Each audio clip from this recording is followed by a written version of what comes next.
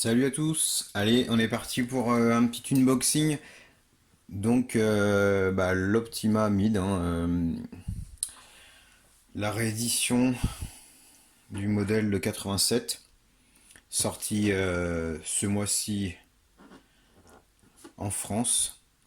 Donc, euh, donc voilà la boîte. On va commencer par quoi? On va faire un petit historique. Allez, on va commencer par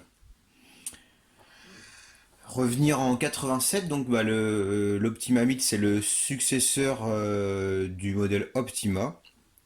Donc le modèle Optima qui a été décliné en plusieurs versions, notamment le Turbo Optima. C'est un modèle qui a déjà été réédité par Kyosho.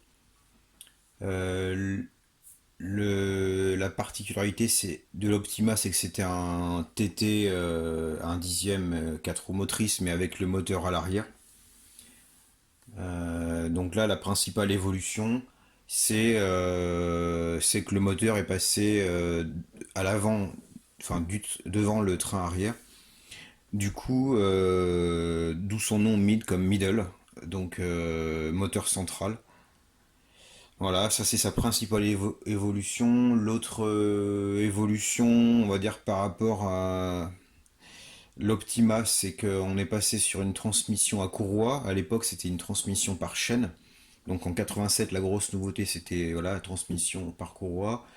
Et l'autre point aussi, c'était le châssis qui est là. On est sur un châssis en platine aluminium, alors que le modèle précédent, on était sur des longerons. L'Optima, c'était le principe de longerons. Donc voilà, c'est les trois évolutions majeures, c'est ça. C'est le moteur central, courroie crantée et le châssis en alu. Donc il est sorti donc en 87. Sa première apparition c'était en Angleterre au, au championnat du monde. Donc Kyosho l'a sorti juste à temps. L'histoire raconte que les pilotes officiels l'ont reçu genre 15 jours avant. Ils n'ont pas trop eu le temps de s'entraîner avec. Euh, Au niveau du plateau, il y avait quand même, il y en avait quand même 29 contre 36 Schumacher 4. Donc c'était le principal concurrent parce que Kyosho, quand il l'a sorti, c'était vraiment pour justement répondre à son concurrent anglais Schumacher, du fait que bah, c'était le buggy qui dominait depuis 86. Voilà, cette année-là, c'était vraiment le championnat d'Europe. Je crois que enfin, c'était carton plein, je crois, pour Schum. Donc voilà, et ça a été une réussite parce qu'on a quand même eu 5 Optima Mid en finale, donc 5 sur 10, plus que des 4 Schum d'ailleurs. Euh, c'est quand même Hirosaka, le jeune Hirosaka qui gagne le championnat du monde sur le Schum. Mais voilà, son concurrent et pilote japonais Kondo, voilà, et échoue de très peu voilà, à la deuxième place. Ils remportent une manche de finale chacun, mais au classement final, c'est quand même le jeune Hirosaka qui gagne. Donc voilà. Que dire de plus après bah, en France, si on veut parler de la France, en France, il est arrivé un peu plus tard. Il est sorti exactement en février. Il a été présenté, enfin février-mars, voilà, les magasins l'ont reçu au mois de mars. Et il a été présenté au salon de Nuremberg, pareil à la même époque, au mois de février. Il est sorti à un prix à l'époque, il était vendu 2690 francs à sa sortie. Voilà. Et quelques mois après, ils l'ont baissé, on le trouvait autour des 2500 francs. Donc pour situer, voilà, la vente qui est sortie courant 88, elle était autour plutôt de 3000 francs. Donc c'était un modèle de compétition et qui était dans une bonne fourchette de prix par rapport à la concurrence, quoi. Donc voilà. Donc si on regarde le stickers ici, on a le Turbo Optima Mid, c'était une évolution de l'Optima en fait avec des options. C'était exactement la même voiture avec une présentation de carrosserie et des stickers différents, mais avec des options. À savoir que Kyosho l'a sorti juste vraiment dans la foulée. Quand il est arrivé en France, l'Optima Mid, le turbo est arrivé quelques mois après. Au salon de Nuremberg, quand il a été présenté, les deux, en février 88, les deux étaient présentés. Kyosho a tout de suite misé sur le modèle voilà, pour vraiment viser la compétition. Voilà, le modèle très bien équipé.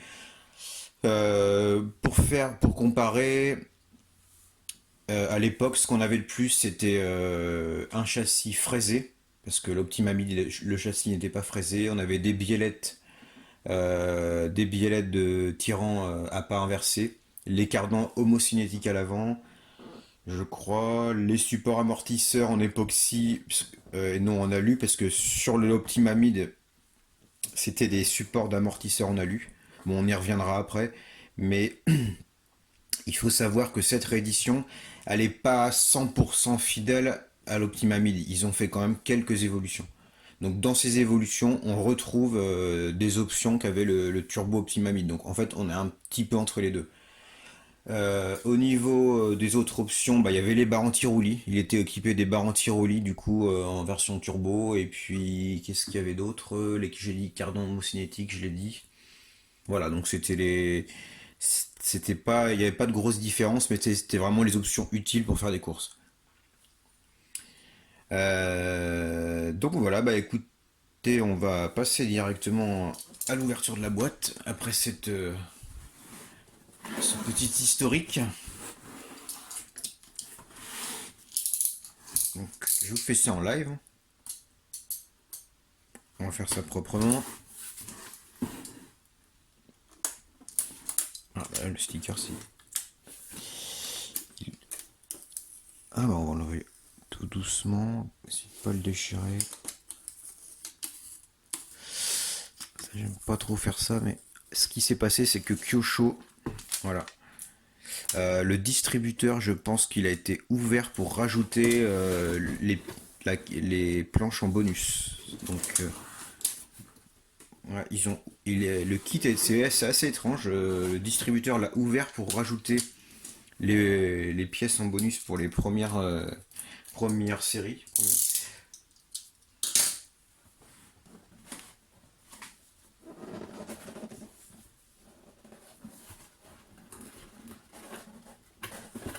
Ça veut pas s'ouvrir. Non, je crois que j'ai dérouillé un morceau. Il veut pas s'ouvrir. Ah oui, c'est ils ont rajouté un scotch. Voilà, faire ça proprement. En direct, hein, donc. Attention. Voilà. Alors après, j'ai pas fait de commentaire, effectivement, j'ai oublié, j'aurais peut-être pu faire un petit commentaire. On est très loin des boîtes Tamiya, c'est-à-dire que c'est pas du tout le même style, c'est que Kyosho, voilà, c'est une photo. On n'est pas sur les dessins, les jolis dessins qu'on peut avoir sur les modèles Tamiya, c'est dommage, mais bon, c'est un autre style. On est plus sur, voilà, c'est plus sobre, peut-être plus sobre et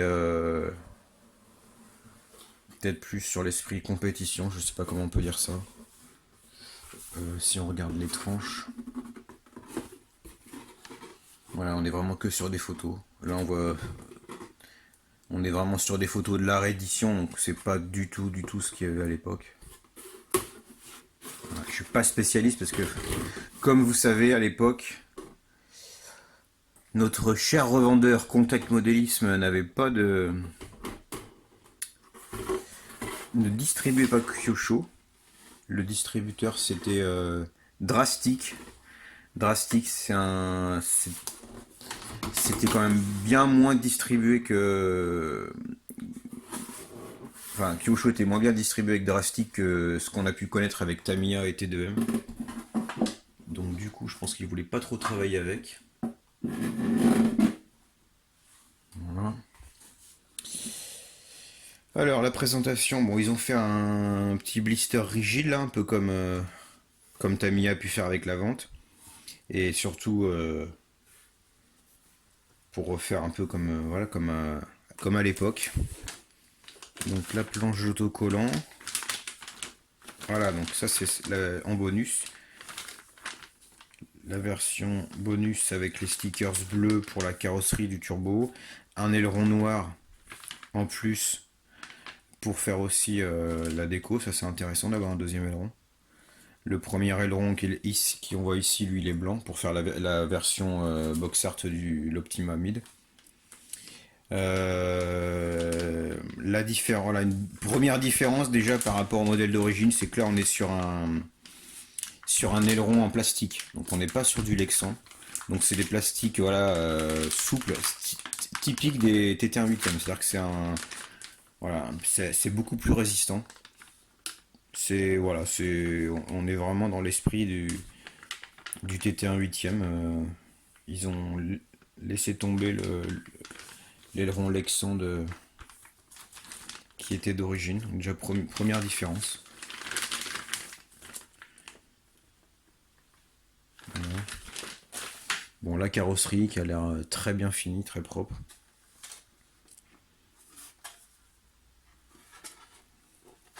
Vraiment le look assez ramassé, voilà, d'époque. Avec la cabine bien en arrière. Enfin, l'habitacle plutôt. La référence actuelle. Kyosho. Le fond assez sympa avec le dessin du châssis, ça c'est assez sympa. Ici si on ouvre, ah c'est des boîtes, ah, d'accord c'est des boîtes.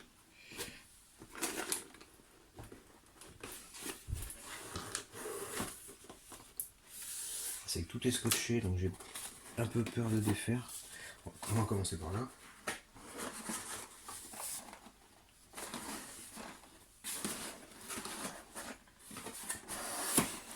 Ah oui. Donc ils ont mis ça dessus. Les amortisseurs, donc on est sur de l'amortisseur alu, ils ont essayé de reprendre la même couleur dorée que d'origine, mais on n'est pas du tout sur les amortisseurs d'origine, on est sur des amortisseurs modernes avec un corps fileté. Dessous, bah, c'est un bouchon à visser, alors qu'avant on devait être sur des circlips. Donc là, pareil, ils ont quand même modernisé l'amortisseur. Déroulement étanche, ça c'est le bon point, full roulement. À l'époque, on était déjà aussi avec des roulements. Je sais pas s'ils étaient étanches. La platine moteur, bon, ça n'a pas dû changer. La transmission, bon, là c'est pareil. Je pense que on est en 48 dp, donc ça a dû évoluer. Bien qu'on devait être en petit module, je crois, j'avais lu dans la presse d'époque quand j'ai relu les tests. Les cardans, donc là on est sur. Là, ça c'est trompe-l'œil, je trouve. Ça c'est un peu. Ça fait style, c'est livré avec des cardans CVD, mais pas du tout. On est bien sur des cardans comme le modèle d'origine, avec boule classique, hein, boule goupillée. Voilà, on n'est pas sur du cardan ni homocinétique ni CVD, donc cardan classique. Ça, c'était comme ça sur le modèle d'origine. Et le turbo avait en option directement inclus les homocinétiques que pour l'avant. Et là, je crois qu'il les propose aussi en option. Donc là-dessus, ils sont restés fidèles. Voilà. Donc là, la boîte. Donc tous les sachets de pièces, je vais pas les faire en détail. Ah non, c'est châssis alu. Voilà, donc là aussi une autre différence. Donc on retrouve bien le même châssis en alu plié. Sauf que là, on est, par rapport à celui d'origine, sur un châssis fraisé. Donc ça, on va dire que c'est indispensable de nos jours. Donc ils n'ont pas voulu rester fidèles au mythe d'époque. Et ils sont passés directement à la version turbo, voilà, avec le châssis fraisé. Voilà.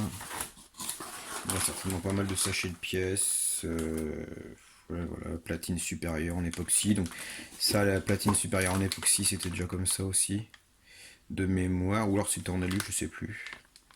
Là, c'est tout en époxy, il n'y a pas du tout de carbone, hein. Autant l'avant, ils ont passé tout le châssis en carbone. Là, ils sont restés sur de l'époxy, donc un peu plus lourd que du carbone. Après, le carbone, c'est en option, mais bon, je trouve que ça fait pas trop, ça dénature un petit peu le modèle, quoi. Ça fait pas trop vintage monter en carbone, parce que j'ai vu qu'ils avaient mis en option aussi les supports d'amortisseur carbone. Là, des joints de différentiel. Alors c'est pareil, le différentiel, je pense il a été modernisé. On est sur des diffs à pignon. Alors on était sur des diffs à pignon. C'était des diffs à billes en option à l'époque, mais là on est sur un diff étanche modernisé, donc qui permet bien de remplir en huile. Voilà, ça c'était le support de renfort au niveau moteur en alu, ça n'a pas changé. Tac, les hexagones de roues en alu, voilà. Les fusées en alu, donc ça je crois que elles étaient déjà en alu à l'époque. Donc là le Sniper, donc le Sniper, il y en avait un aussi d'origine sur l'Optimamid du 87, sauf que là bah, c'est pareil, on est sur des plateaux, on est sur du moderne, quoi.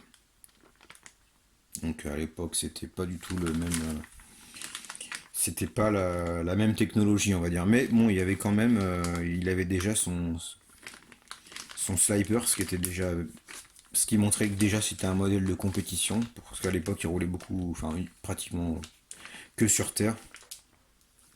Voilà, alors que même sur une avant, si on compare à la vente, hein, il n'y en avait pas. Là, toc toc toc, ça c'est le sauve-cerveau. Je crois qu'il a été modernisé parce que dans la presse il avait été très critiqué ce sauve-cerveau. Là on est sur un ressort. Un peu sur ce qu'on trouve sur les TT1 8ème. Hein. À savoir que Kyosho c'est quand même le spécialiste du TT1 8ème. Hein. Donc on retrouve un peu la patte du 8ème. Il a été changé parce qu'à l'époque j'ai vu que c'était un système, je crois, plastique ou genre caoutchouc qui se déformait un peu comme les sauve-cerveaux dans les Tamiya. Alors j'ai pas le détail, hein. Pas vous donner le détail, si je retrouve dans un magazine je montrerai. Mais il a été modernisé. Voilà, support de tirant, pareil, tout en époxy.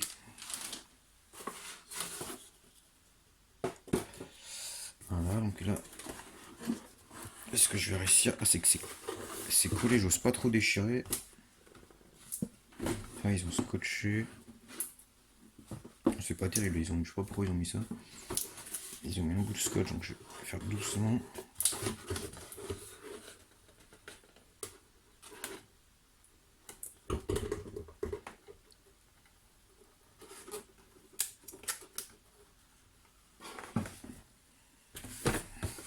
Donc, très sympa.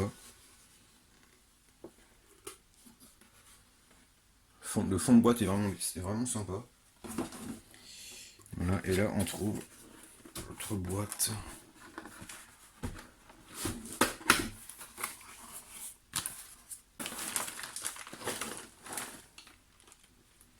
Donc pas mal de grappes.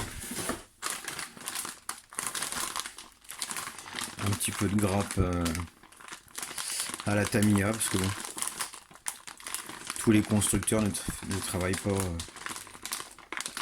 enfin ne constituent pas leur kit avec des grappes.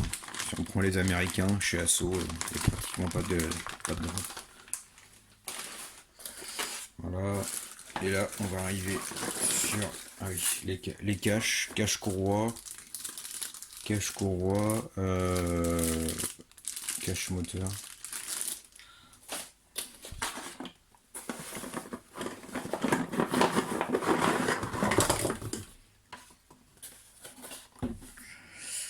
Et là, les jantes. Donc là, jantes d'origine, donc qui plaisent beaucoup.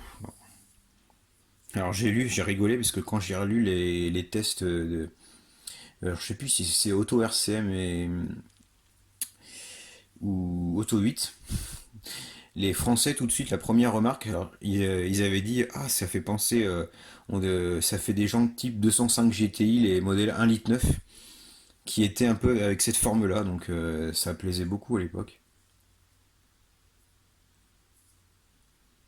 Voilà, bon, c'est pas mes préférés. Je préfère celles de la génération, celles avec les trous. Euh, mais bon, elles sont sympas quand même. Et puis là, donc des pneus. Ah ouais, qui sont super tendres. Là, on est vraiment sur du pneu moderne. Qui sont vraiment très tendres. Par contre, bah, le profil, là encore, il y a une différence. C'est que c'est pas du tout les modèles. C'est pas du tout les picots qu'on pouvait retrouver d'origine. Là, on est sur plutôt du petit pavé. C'est très tendre, donc c'est pour vraiment pour de la terre. Donc en 2 pouces, j'ai pas précisé, mais on est sur des jantes en 2 pouces. Donc ils ont gardé le diamètre, par contre, ils ont pas gardé l'esprit des pneus d'origine. Je trouve ça un peu dommage parce que, enfin, voilà, j'aurais préféré comme la vente avoir les pneus vraiment d'époque pour l'exposer, c'est quand même beaucoup plus sympa. Parce qu'il y a, honnêtement, il y a peu de chances que je roule avec ces pneus. Enfin, c'est même quasiment sûr, je roule pas avec, donc bon. Un profil d'époque aurait été plus sympa. Et puis bah l'aileron, voilà, l'aileron blanc pour faire la déco box art du mid. Alors notice, alors là on est au niveau largement de Tamiya, hein, notice Kyosho. Ah, il y a d'autres stickers. Ah ouais, il y a deux planches pour faire les fenêtres et puis c'est intéressant. Donc ça permet vraiment de faire deux décos si j'arrive à trouver une deuxième carrosserie. C'est complet. Donc oui, pour revenir à la notice, donc là on est sur du voilà notice à la japonaise, très propre, très complète, très détaillée. Je vais essayer de l'ouvrir.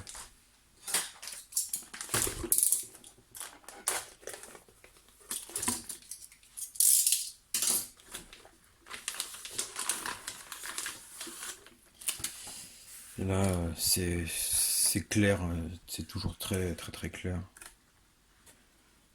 Voilà avec les petites pièces. Généralement tout est référencé. Le listing de pièces avec les différentes étapes, les dessins sont vraiment vraiment explicites. On est voilà à peu près au niveau de ce que fait Tamiya. Et ce qui est pas mal, alors ça c'est mieux que Tamiya, c'est qu'à la fin il y a la liste de toutes les pièces vraiment détaillées. On a toujours une vue éclatée. Ça c'est typique de tous les Kyosho, on a toujours la vue éclatée. Bon, des astuces pour les réglages.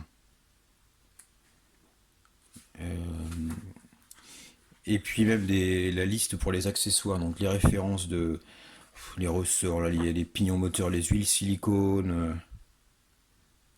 On n'est pas obligé de prendre du Kyosho, mais bon, voilà, les options aussi.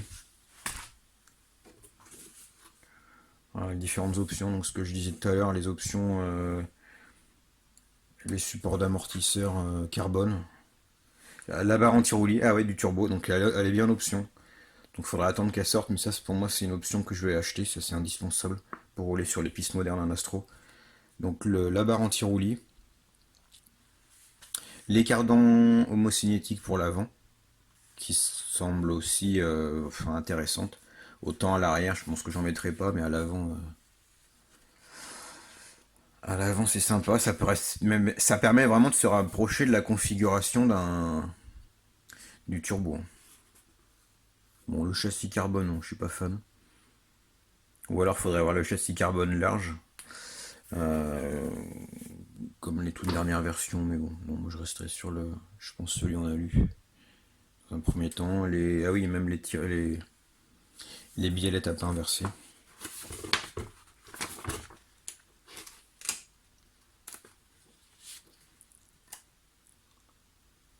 Donc voilà pour ce petit unboxing. Allez, à plus.